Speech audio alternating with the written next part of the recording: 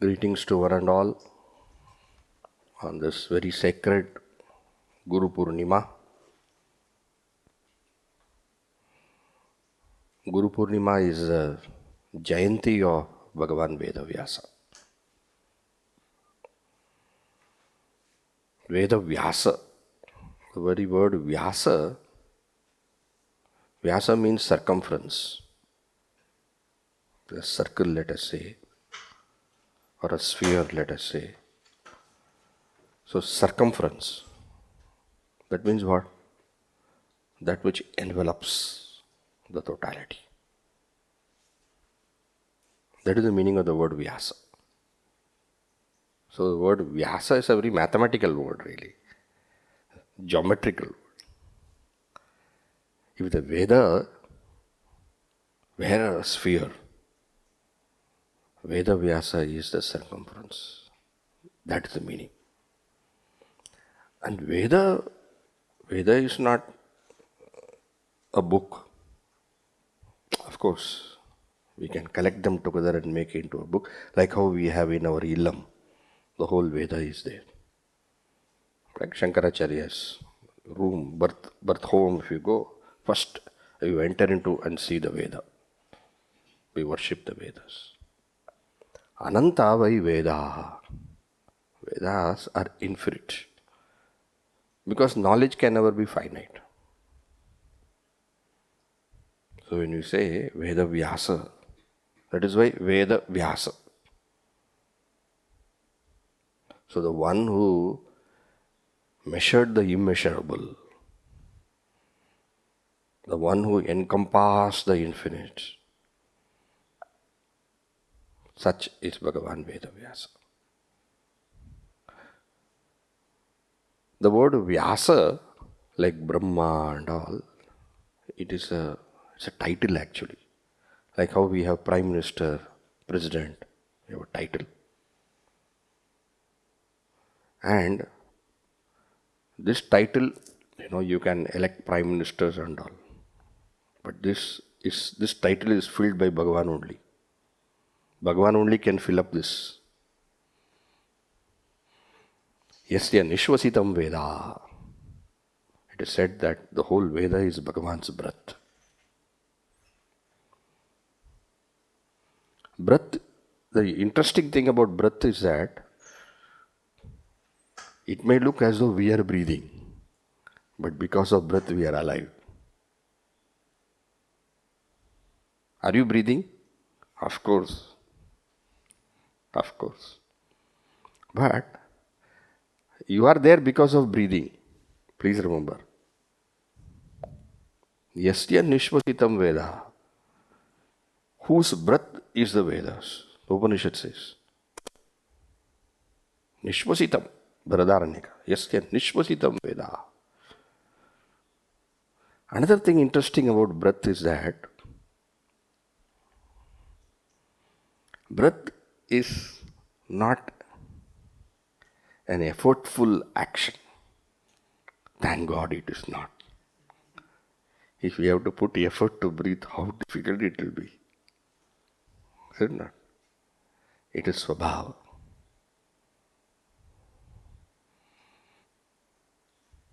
So, what is Swabhava means? Bhagavan's Swabhava is to exhibit the Veda. So many things are there about this Veda. And this Veda is a very source of Dharma. Whenever we think Dharma, we think in the spiritual context. But Dharma, definition of Dharma is Yataha Abhyudaya and Nishreyasa praptihi. Where from all Abhyudaya and Nishreyasa manifests, that is called Dharma. So Dharma is not an action. Dharma is not religion. It is also, Dharma is also action, Dharma also is religion, but Dharma is far bigger than all these words, all these translations. Where from Abhyudaya and Nishreyasa happens. This is how Kapila, Sankhya, Kapila defines. In the Sutra, Sankhya Sutras, he defines. Yataha Abhyudaya Nishreyasa Praptihi. He defines. Abhyudaya is material welfare and Nishreyasa is spiritual unfoldment. Where from all material prosperity and where from all spiritual unfoldment originates. That is called Veda. In other words, the very foundation of our life. We want Abhyudaya and Nishreyasa. Abhyudaya is living. Nishreyasa is life. We use the word standard of living. Abhyudaya. Standard of life. These are Gurudev's words. So, where from Abhyudaya and Nishreyasa emanates, that is the Veda, and Bhagavan Veda Vyasa, he enveloped, he embraced the entire knowledge. And therefore, we call this avatar of Bhagavan as Vyasa, we call it as Jnanavatara.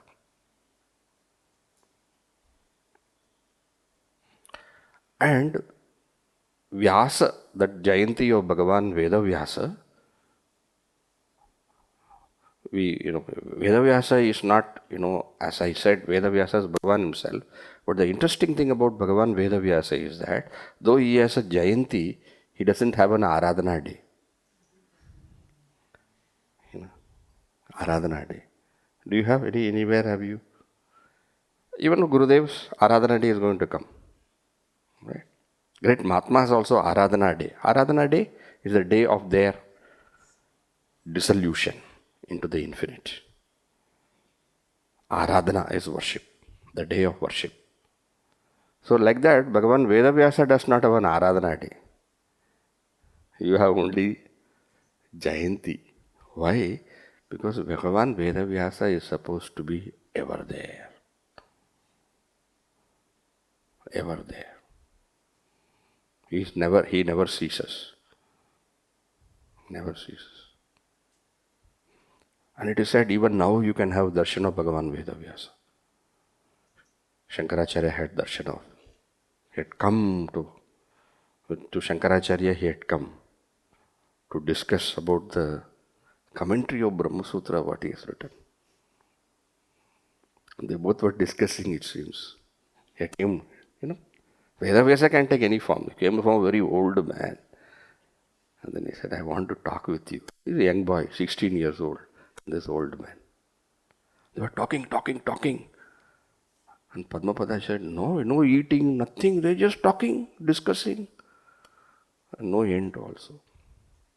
So Shankaracharya said, they also say Ramanujacharya, Madhvacharya also have darshan of Bhagavan Veda Vyasa. That means what? You and I can also have darshan if you want. Jnanavatara. So this day of Bhagavan Veda Vyasa's Jayanti, we celebrate as Guru. Vyasa Purnima is one name, but more famously it is called Guru Purnima. Why? Because our Guru is a representation of this Adi Guru, Bhagavan Veda Vyasa. Of course, the Adi Guru, Guru of all Gurus is Bhagavan only.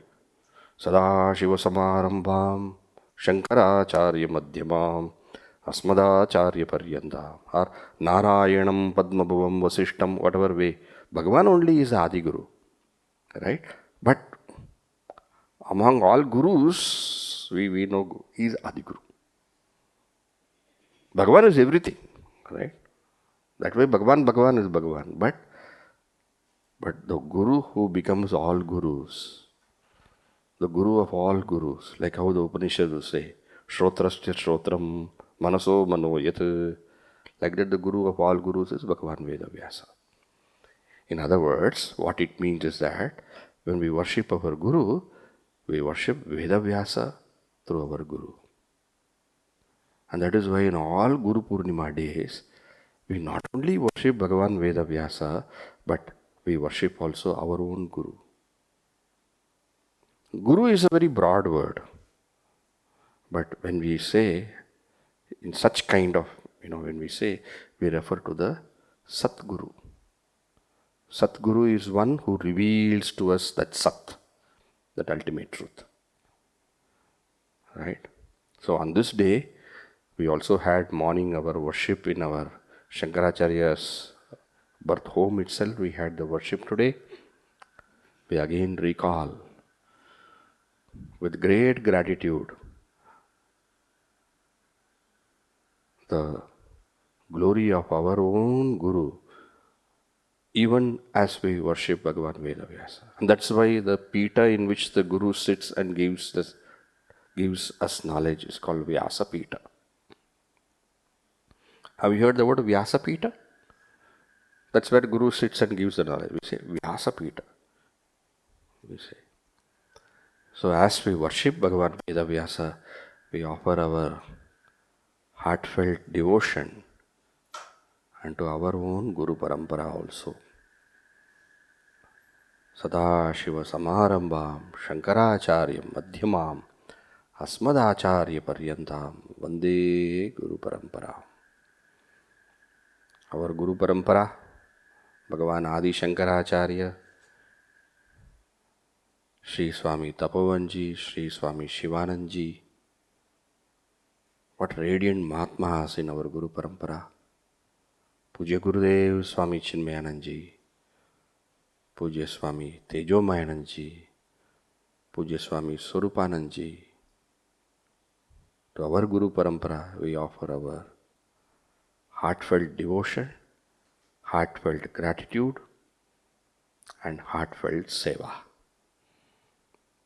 The greatest Guru Dakshina we can offer is always said to be living the teachings, what we have gained from our Guru. Living, okay? Not Leavang. It's living the teachings of our Guru. Okay. We are all blessed to be in this tradition. That is a very great blessing. Durlabham trayame vaitat devanugrah hetukam manushyatvam mumukshutvam mahapurusha samshraya. Three things come by God's grace. Because God only can make this possible. Manushyatvam, a human embodiment where we can understand this Vedic wisdom. Mumukshutvam, it is only in this human embodiment there is a possibility to have this firm wish for spiritual realization. And above all, Mahapurusha Samshraya, to come under the guidance, to have the guidance of the Guru. So very rare. So we are all blessed, as they say, count your blessings. No? But our blessings are countless. Right? We offer ourselves at the lotus feet of our Guru, and on this day we take also a firm vow that we will practice what we learn and we will realize what we have learned. That is the Guru Dakshina we can offer to our Master. And our Gurudev always used to say, you close your eyes and see. Don't search for me. Close your eyes and see within. You will see me right in your heart. And that is always true. Our Guru is our heart. Why? Ishwaro Guru Atmeti Murti Bheda Vibhagini Vyomavat Vyapta Dehaya Dakshina Murtaye Namaha. The Lord manifests in three forms. Or I can say, one of the forms is a Lord. The other two forms of it are Ishwara, Guru and Atma. Atma is, you can say Atma is Ishwara, you can say Atma is Guru. Same way you can say Ishwara is Guru, Ishwara is Atma, you can say. And same way you can say Guru is Ishwara and Guru is Atma. This is the meaning of Ishwaro Guru Atmeti. You see? Very interesting. One reality manifests as Guru, the same reality manifests as Ishvara, And the same reality is also the self. Ishvaro Guru Ratmeti Murti Bheda Vibhagini. Murti Bheda, only difference in the form. Vyomavat Vyapta Dehaya. But like space, it's one. One space only. We call room space, we call ashram, Adi Shankaralayam space, Indian space, space. One space appearing. So either you worship the Guru as Ishvara or worship Ishvara as Guru, or you worship the Atma as everything. Aitad Atmyamidagam Sarvam, Upanishad says. All this is a self alone. Naguror adhikam tattvam, naguror adhikam tapaha, tattvajnanat param nasti, tasmai Shri Gurave Nama. So that knowledge, that wisdom, who gives to us? It is our Guru. Gukaras chandakarohi, rukaras teja uchyate, ajnana grasakam brahma, gururitya bitiyate. Who is Guru? Guru is the one who eats up your ajnana.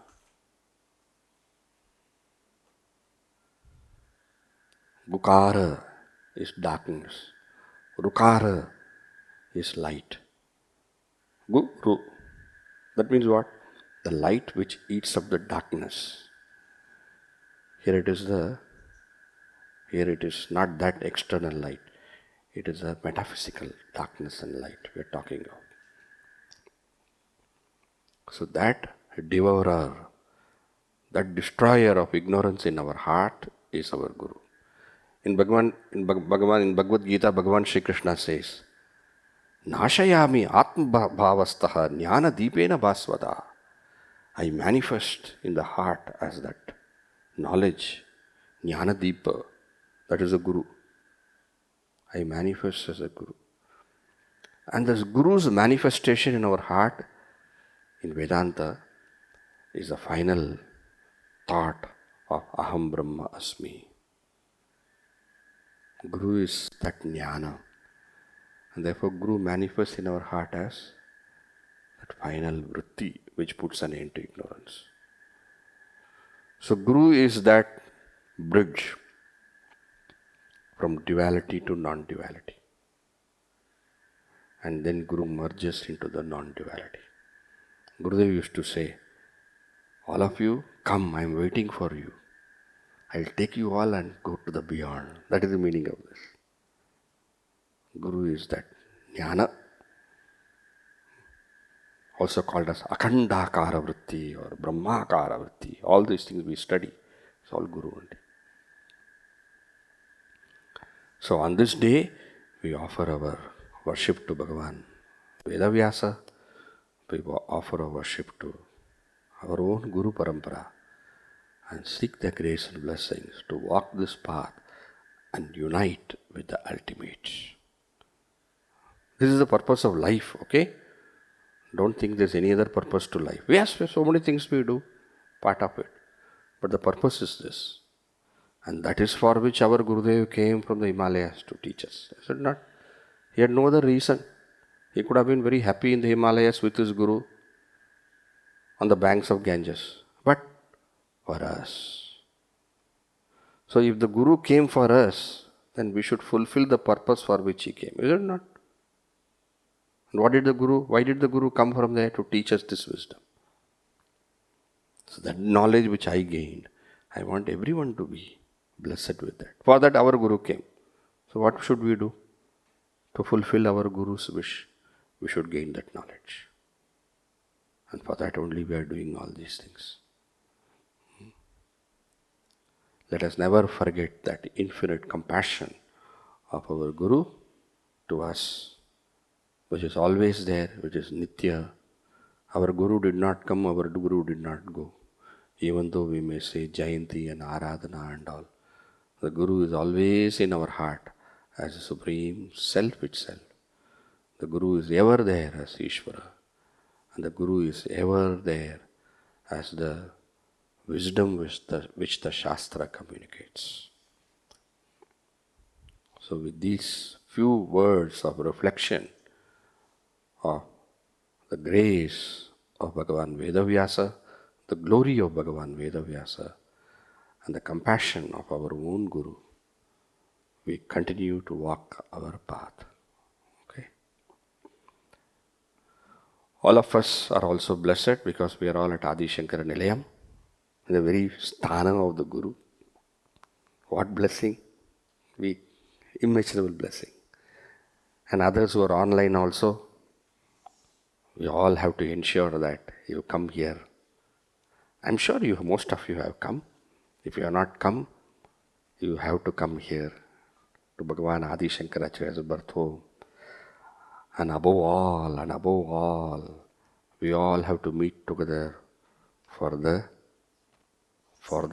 Sammelan, where we will see the Vishwarupa of our own Gurudev. Is it not? Vishwarupa we are going to see. All bhaktas, all sevakas, all shishyas, all of them, from wherever they all will assemble. And we are also belonging to that category. One of these categories we belong, either bhakta or sevaka or shishya. Best is to be all the three. All the three, if you are, then you are complete. But our entry may be either I am bhakta. Some people come as bhaktas. Then they understand. Then they become shishyas. Then they become sevakas. For some, first they come as sevakas. Then they become shishya. Then they become bhakta. Or somebody comes as shishya first. Want to study. Okay. Come, my child. I'm waiting for you. Then slowly you get into that. Then we understand the glory. Then bhakti comes. And then, what can I do to serve my Guru? Then seva comes. When all the three come together, you become complete. Till that time, incomplete. Path is on the path. So, let us all come together for the Sammelan, and there we will see the Vishwarupa of our Gurudev. Like how Arjuna saw the Vishwarupa of Bhagavan Shri Krishna. Like that we will see the Vishwarupa of Gurudev Swami Chinmayananji, our Guru Parampara.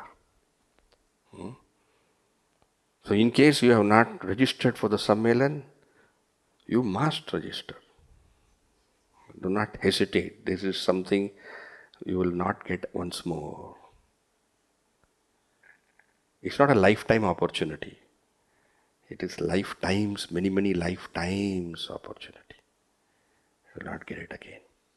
All the Mahatmas also will be there. Okay? Plan out and do all those things fast. Let's conclude. Om Purnamada Purnamidam Purnat Purnamudachyate Purnasya Purnamadaya Purnameva Vashishyate. Om Shanti Shanti Shanti. Harihi Om Shri Gurubhyo Namaha. Harihi Om. Shri Sadgurunath Maharaj Ki Jai.